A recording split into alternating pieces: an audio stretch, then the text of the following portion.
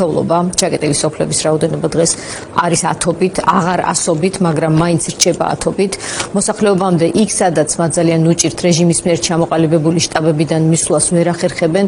დღესაც ადგილობრივებისგან და მოხალისეებისგან ვიგებთ კრიტიკული სიტუაციისა და ჯერ კიდევ არსებული მაღალი საფრთხეების შესახებ პროპაგანდა პრობლემებს არ აღიარებს.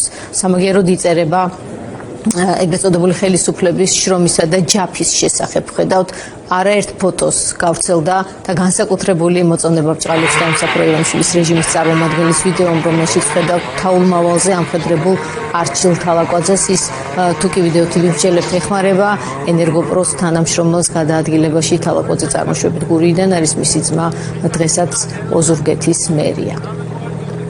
ნახოთ სიუჟეტი. მინდა ვთქვათ, რომ რამენაირად უკანა მხარეს ეს კიბე მივადგა, რომ სახურავი არ ჩამოვარდეს. იქ სადაც მუნიციპალიტეტები მხოლოდ ადმინისტრაციული ცენტრების მოწესრიგებით არიან დაკავებულები, შესაბამისად ოცნების ჩინოვნიკებს სოფლები ნაკლებად ადარდებთ, ამ დრომდე უშედეგოდელიან სასწრაფო სამედიცინო დახმარებისა და ტრაქტორით მაშველების გამოჩენას. ინსულტი აქვს ქალს. 24 საათია სასწრაფოს ველოდებით. ადამიანის სიცოცხლეს ეხება საქმე. ზესტაფონის მუნიციპალიტეტში სოფელ პატარა სამებაში 82 წლის ინსულტიანი ციალა ცქიტიშვილი მეორე დღეა კომაშია. დათოვლილ სახლში გამოკეტილ ქალს ხანდაზმული გულით ავადმყოფი ქმარი უვლის. ოჯახს გამგეობაში ჰპირდებიან, რომ ტრაქტორი წუთი-წუთზე მივა. არადა 24 საათზე მეტი გავიდა, ადგილზე არავინ გამოჩენილა. არა აქვს მნიშვნელობა მოხუცია თუ ვინ არის, ძვირფასია ის ადამიანი ჩვენთვის და როგორმე მოახერხეთ, რომ სასწრაფო მივიდეს 24 საათია, ქალი ებრძვის სიკვდილს. და რა ვიცი, აბა უნდა იყონოს რაღაცა სახელმწიფომ, რომ როგორმე უშუალოდ ადამიანს, რომლის სიცოცხლე წუთებზეა დამოკიდებული. სტიქიისგან დაზარალებული მოსახლეობის დასახმარებლად დაგვიანებულ რეაგირებასა და არიდებულ ვალდებულებებზე, როგორც ჩანს, პასუხისმგებლობის აღებას არავინ აპირებს. ამ ფონზე განსაკუთრებით მძიმეა მდგომარეობა იმერეთის მუნიციპალიტეტებში, ბაღდადში, ხარაგაულში, ვანსა და ზესტაფონში. ხარაგაულში მაშველები ამ დრომდე ცდილობენ სამი მწყემსის ადგილსამყოფელის დადგენას. ხალხი საცხოვრებელი სახლების სახურავების გაწმენდას ითხოვს. ეწურებათ საკვების, სასმელი წყლისა და სასიცოცხლო საჭირო მედიკამენტების ბოლო მარაგები.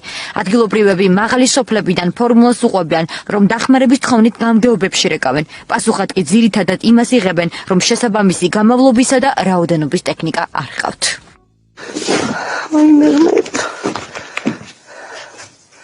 ჩამოვარდნილია გეძენით რა. სტიქიის მე-6 დღეს გურიაში და მე-3 დღეს იმერეთში 10-ობით სოფელი ისევ გარე სამყაროსაა მოწყვეტილი. სტიქიის წინააღმდეგ შიშველი ხელებით მებრძოლი, გათოშილი, დავიწყებული ხალხი ამ დრომდე უიმედოდელის დახმარებას ადგილობრივი ხელისუფლების წარმომადგენლებისგან. ვანის მუნიციპალიტეტში რიჟამაძეების ოჯახს დღეს გამთენიისას თავზე ჭერი ჩამოენგრა. ერთადერთი თავშესაფრის გარეშე დარჩენილმა ოჯახმა ნანგრევებიდან გამოღწევა სასწაულებრივად მოახერხა. ვაიმე აუ იგი ჩამონგრეულია გოგო ყველა გამოდი რა იქნება 25 წლის თორნიკე როინიშვილი მე-5 დღეა გურიაში სტიქიის ზონაში. გარემოსგან მოწყვეტილ სოფლებში მოსახლეობას უსასყიდლოდ ეხმარება. პროფესიით მათემატიკოსი მეგობრებისგან ნათხოვარი სპეციალური ეკიპირებით მიდის ყველგან, სადაც ოცნების ხელისუფლება მისასვლელად თავს არ იწუხებს და იქაც კი, სადაც მუნიციპალიტეტების ტრაქტორები ჯერ ვერ აღწევს. ძალიან ინტენსიურად თავს და არავინ აქაურობის პატრონი არ არის.